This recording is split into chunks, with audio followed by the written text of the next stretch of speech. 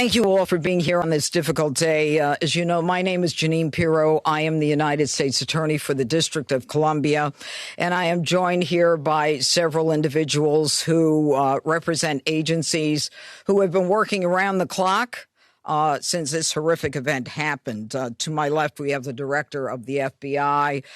We have General Leland Blanchard of the National Guard. Mayor Bowser is here as well.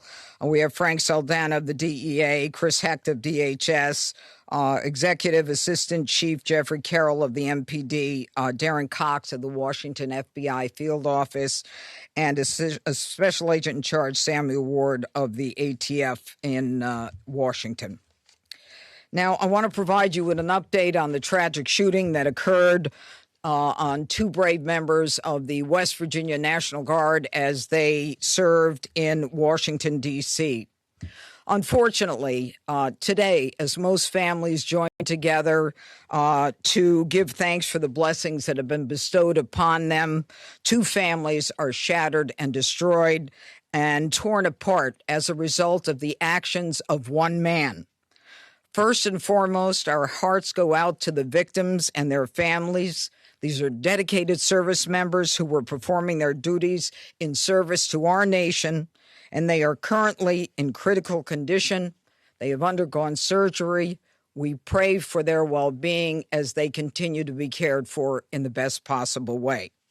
We have been in constant contact with their families and have provided them with every resource needed during this difficult time.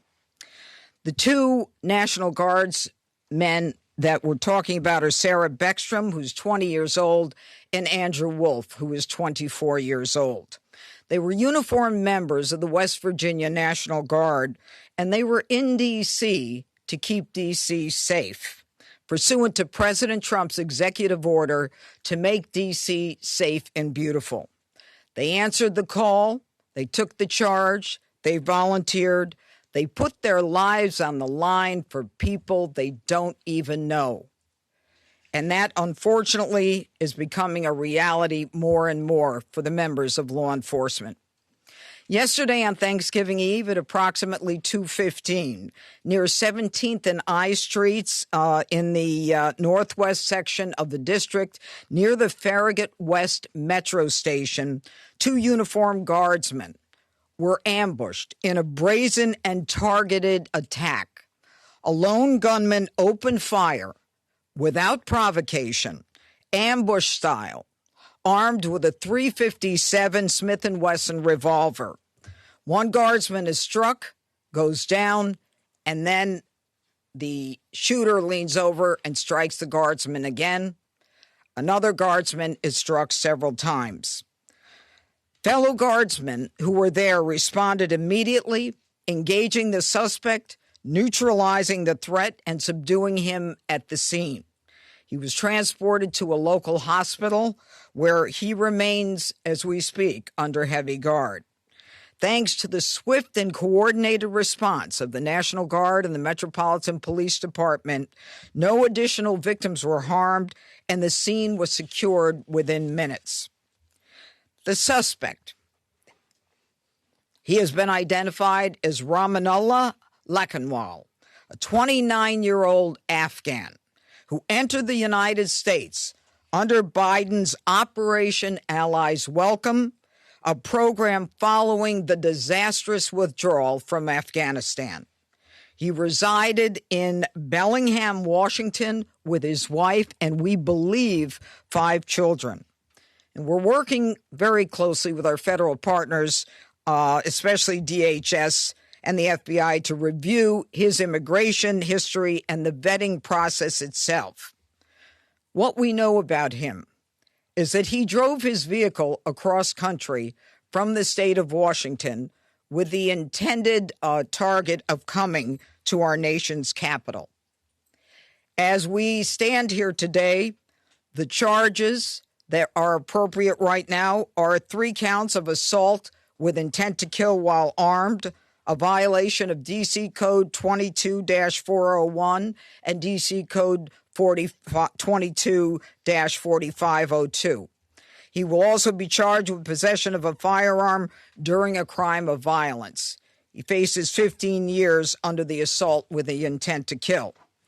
We intend to continue monitoring what the charges will be, depending upon the well-being of the guardsmen.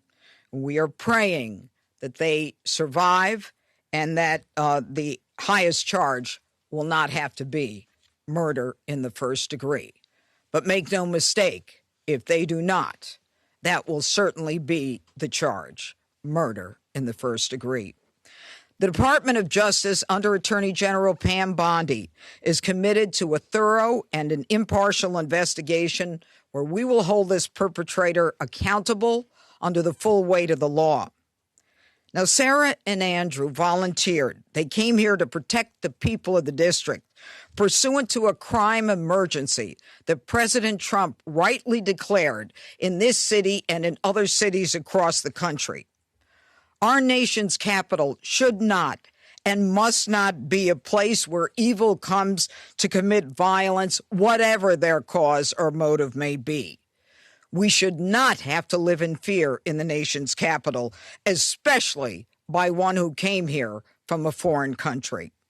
And through a process that was so absurd that he came through and released into this country, as many were, knowing virtually nothing about his vetting.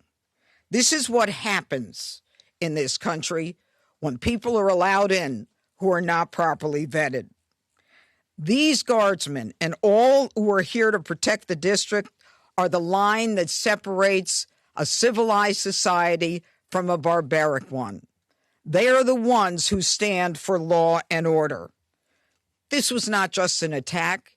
It was a direct challenge to law and order in our nation's capital. And the individual will be made fully accountable. And though it seems that we have been here before under President Trump, make no mistake, and the Attorney General, we will not allow this to be normalized. It will be confronted, condemned, and prosecuted to the full extent of the law. Now, my message to the individual who committed these acts is you picked the wrong target, the wrong city, and the wrong country, and you will be sorry for the violence and the evil that you perpetrated in our nation's capital. And now I call upon the Director of the FBI, Kash Patel. Thanks, Judge. I'll begin my remarks and end my remarks the same way, with prayer for our fallen soldiers, prayer for our law enforcement community, prayer for our National Guardsmen and women, prayer for our brave prosecutors at the Department of Justice and the offices of the D.C. United States Attorney. We must come together as a nation, especially on this Thanksgiving Day, and remember the sacrifices that so many are making around the world and around this country to secure our freedoms under President Trump's brilliant leadership and administration. I'll provide an update on the case as follows. It is an ongoing investigation of terrorism. Make no mistake about it. The FBI is leading out on these federal assault on a federal law enforcement officer investigation on many fronts. We immediately, with our law enforcement partners in the Metropolitan Police Department and the interagency, secured the scene, seized the weapon, sent in our evidence response team immediately to collect evidence, and started doing block-by-block canvasses. We are looking for and interviewing witnesses. The firearm and other materials have been sent to our Quantico laboratory already yesterday for immediate analysis. That work is ongoing. Partnering with the D.C. United States Attorney's Office, we have also executed multiple search warrants around the country to include the subject's last known residence, which is in the state of Washington. The search warrant was executed on that house last night or early this morning, and it is an ongoing process. All the individuals found in the house have been interviewed, and some interviews remain ongoing. We will not stop until we interview anyone and everyone associated with the subject, the house, and every piece of his life. There's also subject interviews, relations conducted in San Diego, pursuant to our ongoing investigation. So, as the judge noted, this is a coast-to-coast investigation being led right here in Washington, D.C., and this subject definitely did pick the wrong country. And we will rise together as a nation to show the world what we do here And we are thankful that we have the Attorney General's brave leadership and President Trump's brave leadership and priorities to safeguard our communities. I also spoke to Director of the CIA, John Ratcliffe, last night, and Secretary of War, Pete Hegseth. There is confirmation now that the subject had a relationship in Afghanistan with partner forces. We are fully investigating that aspect of his background as well, to include any known associates that are either overseas or here in the United States of America. That is what a broad-based international terrorism investigation looks like. We will provide continuous details to the American public while at the same time not jeopardizing the ongoing prosecution to ultimately hold this perpetrator accountable in our courts of law. We will provide as much transparency as possible, but as you can see, the breadth and scope of this investigation will continue. We will continue to hit the streets and hit every town and every house and talk to every witness. The men and women of the FBI and the Metropolitan Police Department and the interagency, to include the Department of Homeland Security, DEA, and ATF, are working tirelessly on this Thanksgiving Day. And I know just by talking to the leaders behind me that instead of going on and being with their families, everyone rogered up and showed up to work today, and none of them want to go home. That's the resolve that we have together as a team to bring to you justice for this heinous act of terrorism here in our nation's capital. And as the judge said, we will ensure that our law enforcement partners are out there in full force to make sure the world can enjoy our nation's capital. We will not let this heinous act of violence prevent people from visiting our beautiful nation's capital. And we will also continue to highlight any evidence that we can publicly. And as the judge said, this individual is in this country for one reason and one reason alone, because of the disastrous withdrawal from the Biden administration and the failure to vet anyway, in any way, shape, or form, this individual and countless others, and this administration has taken the rightful step to stop any further allowance of people with this similar background into the country, and we're thankful for that. And as I said, this investigation remains ongoing, and I think I'll turn it over to General Blanchard of the National Guard now. Thank you.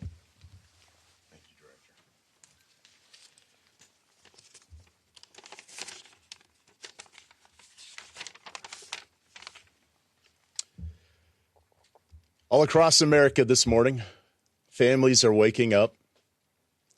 They'll spend the day with their children, their brothers, sisters, husbands, wives, friends from across the community. There will be the smell of turkey, all the fixings. They'll watch parades, football games. They'll pray together. They'll talk about what they're grateful for. This morning, there are two families that will not have that opportunity.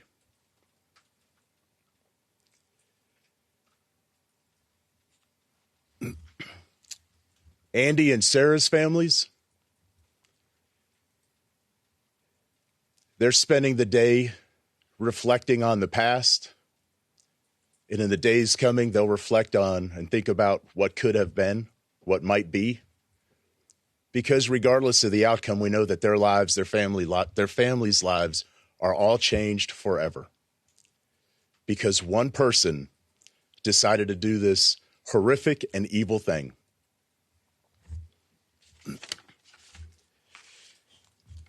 And all across America, we are also reminded that there are many law enforcement agents, first responders, soldiers, service members all around the world who at best will come home, eat some cold turkey, open up Tupperware, eat what's left over, because they spent the day defending the American ideals, getting out there and getting after it on every American citizen's behalf.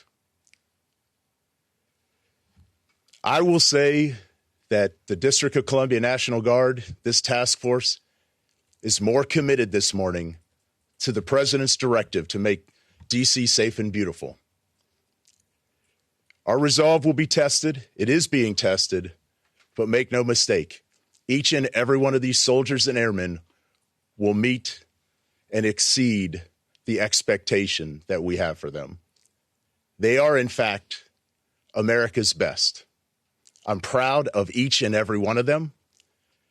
I pray for each and every one of them today, and in particular for these 2 young service members who are willing to go above and beyond and pay whatever price our nation asks of them.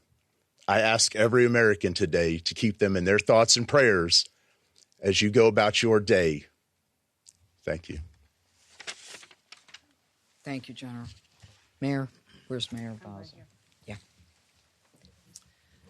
Thank you, Judge. I'm Muriel Bowser. I'm the mayor of Washington, D.C., and I want to associate myself with the remarks of our Adjutant General from the D.C. National Guard. I want to be very clear what the judge and everyone has reported here. Somebody drove across the country, came to Washington, D.C. to attack America.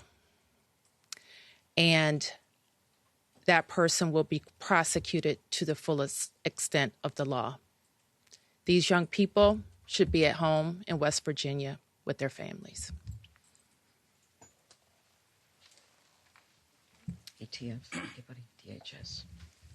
Anyone? Okay. I also want to say that both Sarah and Andrew, I believe, were sworn in less than 24 hours before they were shot on the street in Washington. Any questions? Could you drill down on a possible motive? Have you gotten any information and intelligence on a possible motive? You know, as the directors indicated, this is a fluid investigation. People are working around the clock. It's too soon to say what the motive is, but there are definitely areas that we're looking into, but not ready to say. Can you characterize a little bit about how the assailant was taken down after he opened fire? Yeah, he got shot By another guard? by another guardsman, yeah. You mentioned earlier that he had the shooter had initially shot one of the guardsmen, then leaned over as they were on the Shot ground, him again. Shot again. Yep. How many shots are we? Well, the specific number. Look, he had a .357 Smith & Wesson revolver. Okay, so I believe that's a 6-shooter. Yeah. So that kind of tells us how many shots he had. Yes. Judge, you had mentioned we've been here before because we have. It was May when we were last here. Yeah. I want to ask if you could please comment to, obviously, we understand that you're saying this is under the Biden administration, and the words are that it was a failed withdrawal, and what happened there. There are people who are also upset with the president believing that the National Guard members should not even have been there if it were not for the executive order. I don't even want to talk about whether they should have been there. We ought to kiss the ground and thank God that the president said it's time to bring in more law enforcement to make sure that a city that had the 4th highest homicide rate in the country was that violence was quelled. I'm not even going to go there. A question for Director Patel. Was the suspect granted asylum? And if so, when did that happen? Under which administration? And did authorities miss any signs, either in the asylum process or even back when he reportedly worked for the CIA? If you could talk about that. Well, you miss all the signs when you do absolutely zero vetting. And that's exactly what happened in this case. When you, in the prior administration, made the decision to allow thousands of people into this country without doing a single piece of background checking or vetting, that's how you miss every single sign. And Secretary Kristi Noem has put out details specifically related to your other questions, so I'll let that speak for themselves. If or when he was granted asylum, if you could just clarify that timeline. And Yes, I believe Kristi Noem put that out, and that's a DHS matter, and I'll refer it to them. Could you elaborate on the investigative steps that were taken in Sure. San Diego? You mentioned Bellingham, Washington, Sure. where we live, but could you explain the San Diego connection? So what happened was, thanks to the quick investigation by the interagency and the FBI, we were able to track down his last known residence, working with the United States Attorney's offices here and at the Department of Justice and prosecutors across the country. We were able to serve search warrants literally overnight and through the night. All night. And we were able to hit the house in Washington State. During that process, we seized numerous electronic devices to include cell phones, laptops, iPads, and other material that is being analyzed as we speak. Pursuant to that investigation and any known associates of the subject and of that house is how we ended up in San Diego, where interviews were conducted and are going to be continued to be conducted. And we will go anywhere in the country or the world where the evidence leads us. Are there accomplices, relationships in San Diego you can talk about? All of that is an ongoing investigation. Can anyone give an update as far as Sarah and Andrew who were injured? You say critical condition. Can you give anything beyond that? Are they expected to make it? Is it touch and go? Can you tell us a little more about how they're doing? And the full spelling of their names, please. It is Sarah Beckstrom, Beckstrom, and Andrew Wolfe with an E, Wolfe. Okay, and Sarah Beckstrom. How do you spell Sarah? Oh, S with an H. Okay. Now, with respect to their medical condition, as I said, they are receiving the finest medical care. Their families are with them now. They are critical. I think you understand the meaning of that. It's not clear, how this is going to end up. But let me be perfectly clear about how it will end up in this office. If one of them is to pass, and God forbid that happens, this is a murder one, period, end of the story. We are praying on a day like today when families come together in America and they hold hands around the Thanksgiving table. I beg you, I beseech you to pray for these two young people that they survive. Okay, I think that's it.